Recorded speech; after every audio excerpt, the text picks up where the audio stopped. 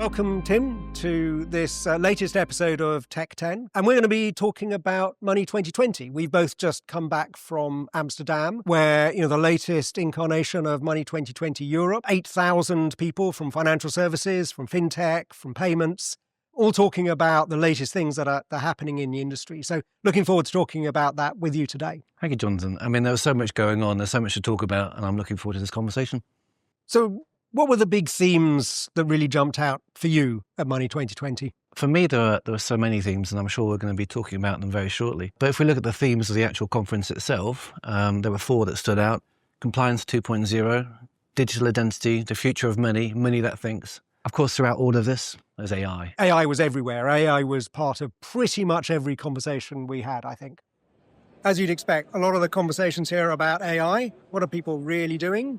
I had one comment made to me that a lot of companies are just getting lost in proof of concept land. I thought that was a really interesting comment. We talk a lot about starting, experimenting, trying something, but if that doesn't move on to a real useful use case, then what does that really mean for you? As I said in that clip, a lot of the folks that I talked to really felt that they weren't actually making a huge impact with a lot of their AI experimentation. Sort of senior management boards are increasingly saying, okay, I've done lots of proof of concepts, but I'm not actually seeing transformational results. Yeah, I couldn't agree with you more. The conversations I had were very much on the same theme, how to take it from prototype to scale. And I think actually, if you look at the conference, there's almost a hunger to see tangible outcomes that firms have succeeded at, where they've made a real difference. I think we're in a post-hype AI world. Yeah. AI was mentioned throughout, but the sense that AI is this new technology that's going to be incredibly disruptive and no one really knows how to handle it, that sense is gone. There is a race there. I mean, if these organizations don't innovate at speed, then there is a risk that many will be left behind. So it is important. There is one group of people who are using AI extremely effectively at the moment, and that's the fraudsters. There's been a big advances in automating the recognition of identity documents. But what fraudsters are now doing using Gen AI is forging those documents incredibly effectively. As there is an increase in fraud enabled by the latest technology, we see, increases in latest technologies being developed to combat that. Like one of the most innovative versions I saw was creation of brainwave technology to identify someone and also to confirm their authority or otherwise to make a payment or some other transaction. Money 2020, we always play buzzword bingo. What are the buzzwords you collected this year? There were many. Stablecoin came up a lot. Open banking, for sure. But actually, one of the more notable announcements at the conference was by Griffin Bank. They actually announced the release of their new MCP server, which is actually a new sandbox environment that anyone can access to actually help developers play around with agent-to-agent AI. So, some really interesting use cases that are coming out of this.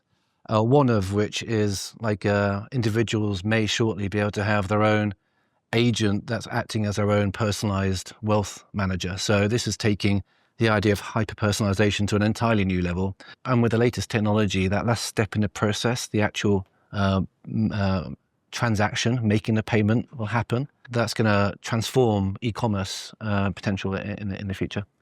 And since the show, both Adyen and Stripe have announced their own MCP servers, their own agentic payments. It's fascinating to me because to make that happen, there's so much technology and so many ideas that have to come together.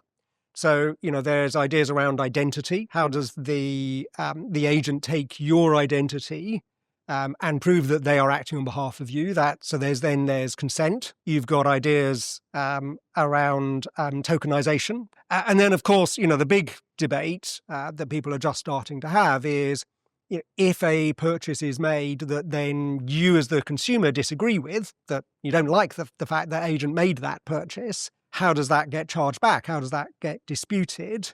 So it's fascinating. I think it's bringing together, both a lot of the technology that we've been developing over the last few years in payments, but also some quite fundamental ideas about what a payment is. The other piece of agentic AI that I found very interesting was I literally heard someone in one of the talks talk about you'll have all these agentic employees running around your organization. People are going to start thinking about, okay, I have a bot that is good, that is a chat bot that answers customer questions, fine. But can I also have a bit of agentic AI that manages my payroll and changes to payroll? I completely agree. It's fascinating. I mean, ultimately, particularly in financial services, you still need to have a human in the loop. You still need someone who's accountable for making decisions. It's going to be a long time before an agent is going to be liable for any particular decision. And that'll be driven by regulators in large part. And the regulators always like to see the logic behind a decision. And this is where Gen AI, particularly, it's a probabilistic black box. And so you can't explain any of those decisions to a regulator. By definition, you have no idea. You don't know how the model works. So particularly, as you say, in financial services and regulated businesses, I can see increasingly people thinking about guardrails on AI. I heard that term probably for the first time at Money 2020. Yeah, that's that interesting tension there again between the desire to innovate and move things along at pace whilst balancing needs to build trust and compliance. Fascinating. So those are some of the interesting ideas about what might be coming in the future. Let's come back to what's happening now. The Stripe CTO was asked on stage, what does he think is going to be the impact of Gen AI and its ability to effectively write a lot of software on software developers in payments? So let's take a look at what I thought at the show itself. The Stripe CTO was asked on stage, did he think that Gen AI was going to reduce demand for developers? Now he said no. To a certain extent, I'd expect him to say no. That's his core market. But his view was we'd be producing more software, better software. The demand for developers to actually direct the Gen AI would be greater than ever. The thing he said that struck me the most was it'll take less time than ever for someone to build their competitor's tech stack. And we're seeing tech stacks built in a weekend with Gen AI that have taken competitors or taken other businesses months, years to build. So interesting view. Let's see what happens. So what's your take on that, Tim? Keeping with the Stripe CEO's comments, I think that there's an awful lot of practical examples of firms deploying the latest AI technologies simply as a productivity catalyst. Virtually every team, whether it's engineers or accountants or auditors or whoever it is around any business, has too much demand.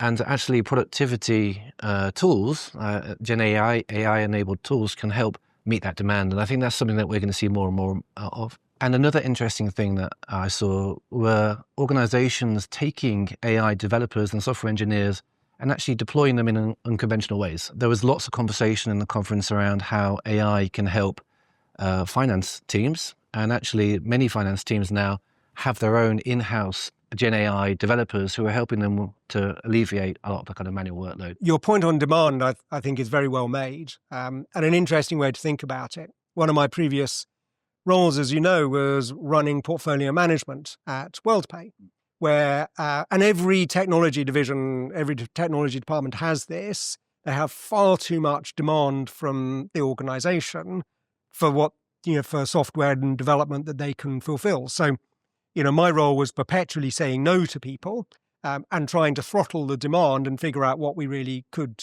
deliver. So if Gen AI gives technology organizations a way to now fulfill more of that demand, then I completely agree with the Stripe CTO.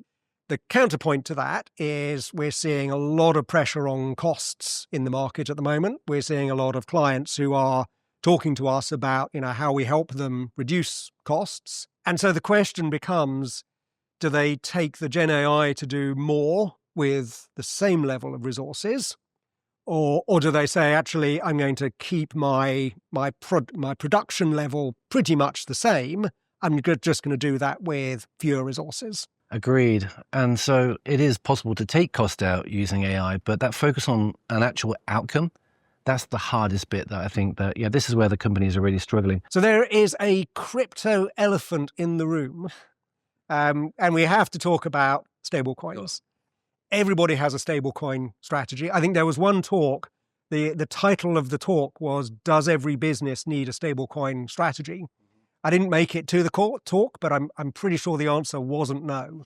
People are looking at them now as almost a panacea for every ill that has afflicted international correspondent banking for decades, for hundreds of years. Do you think this is a little bit overhyped where people are on stablecoins at the moment? Well, Jonathan, I previously said I think that AI genuinely is post-peak hype. The jury's still out on stablecoin. You yourself were on stage, I believe, the Horizon stage, talking about accessibility and payments, correct? That's right, yes. And this is based on some work we've been doing over the last few months. So we had an observation that in-person payments has become far more automated. For most people, it's incredibly convenient. Most people love it. But if you have a disability, it actually makes life harder. And so one of the things we wanted to look at was, what is the business case for merchants and their payment providers to actually invest in making life a little bit easier for people with a disability? 25% of people in the UK at the moment are living with some kind of disability. And the data that we found is, frankly, extremely compelling. Between 70 and 80% of people with a disability will choose where to shop based on their experience of whether or not it's going to be they're going to be able to make the payment at the point of sale. Based on this data, we did a bit of a rough calculation. We think this is something like a £70 billion revenue opportunity in British retail and hospitality. It's an extremely important point.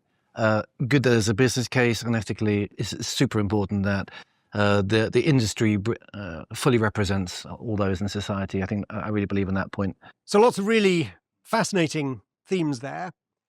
If we had to pull out one takeaway thought, I guess the thing I've been thinking about a lot since the conference is fraud and how quickly fraudsters are moving with their use of Gen AI. What about you? For me, it's definitely the fact that AI feels post-peak hype. Companies have invested millions and millions in AI, and now everyone's hungry to see that outcome. In order to do that, they need to scale past prototype and address the trust and compliance themes. Yeah, that's going to be a really important battleground, I think, for a while yet. Well, it's been great chatting to you, Tim, and I will see you in Amsterdam next year for the next iteration of Money 2020. Looking forward to it.